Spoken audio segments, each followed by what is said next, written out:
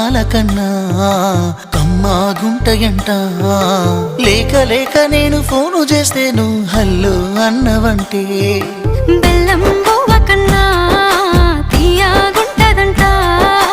ఎన్నడూ నాడు ఫోను చేసి బాగున్నావన్నవంటే ఏడాది ఎండల్లో ఉంటేనై మోస్తున్న నా బతుకు కష్టాలని పిల్లని సెయ్యి పట్టాలని నల్లని సీకట్లో ఒకదాన్నే కూసున్న దిక్కులేని పచ్చినయ్యి బావా నువ్వెప్పుడొస్తావని.